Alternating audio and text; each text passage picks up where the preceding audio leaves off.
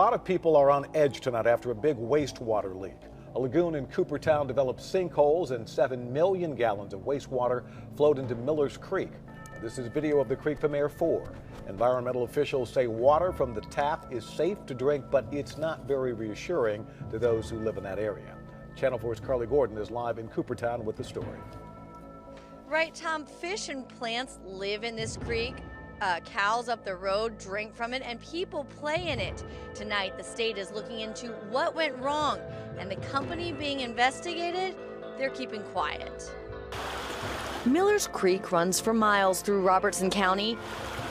For many, not just a serene scene, but a way to kill time. They actually use that for swimming and fishing. Thursday, Tim Roach saw something strange. This is the first time that we've ever seen a lot of this kind of foam in this creek. I mean, it was covered. Roach's first reaction? To get in. I was just down at the creek looking at it and getting some wood out of there because it was starting to clog up again. Sewage. Smyrna-based Tennessee Wastewater Inc. owns a wastewater lagoon on this private property. Channel 4 has learned the bottom dropped out when these huge sinkholes formed. 7 million gallons of wastewater drained into Millers Creek. That's a lot of waste. A lot of waste. TDEC wasn't notified until Saturday. Roach and his neighbors didn't know until Channel 4 told him. Not a thing until we saw the helicopter flying over the top of our house, literally, and I called y'all from News Channel 4. That's the first I heard of this. The state says drinking water is not affected and the creek is now safe to touch. Tennessee Wastewater Inc. has since built a wall to stop more wastewater seepage.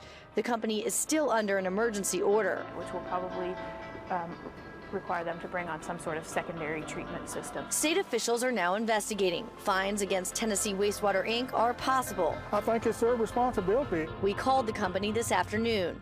The lady who answered the phone said no comment, then hung up before we could even ask a single question. They should have found this out before they even put these lagoons in here, because in this area right here, there are a lot of sinkholes.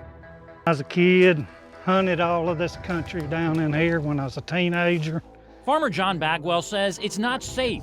He points to this. It's a tiny, privately owned wastewater treatment operation that serves the Dollar General and the local school. He says it could not possibly treat sewage from hundreds of newly built homes. I'm not against these people building houses. I'm against building that many houses on that small acreage. We're just not set up for that kind of housing right now. Tennessee Wastewater, based in Smyrna, operates the treatment facility. Its parent company, Adenis Wastewater Solutions, owns more than 100 small facilities across the state, including at least 10 in Robertson County. The company says it just needs to expand the Cedar Hill plant, and it can handle hundreds of new homes. The system's already failed once, dumping 1.5 million gallons of sewage in it. But residents remember back in 2013 when a sinkhole drained approximately 1 million gallons of wastewater from the plant's sewage pond. Some of it flowed into a creek on Bagwell's farm. When all of this happened, my cows were actually drinking out of it at the time. Nobody said a word, nobody came around, knocked on my door and said, hey, you need to stay out of that creek. Residents point to a history of failures for Adenis operations in Robertson County. In 2014, in nearby Coopertown, 7 million gallons of partially treated sewage spilled into Millers Creek. The mess caused the state to issue a water contact advisory. In a statement, the company said the lagoons that failed in Coopertown and Cedar Hill are no longer in operation. New ones have been constructed, reviewed, and approved by the state.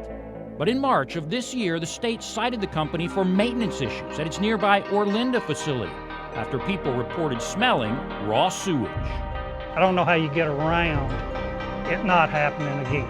Residents cite the small sewage plant and sinkhole-prone land as the main reasons infrastructure is not ready for a mega neighborhood. Little Cedar Hill knows growth is coming. It's just how much, and will it destroy what attracted people here in the first place?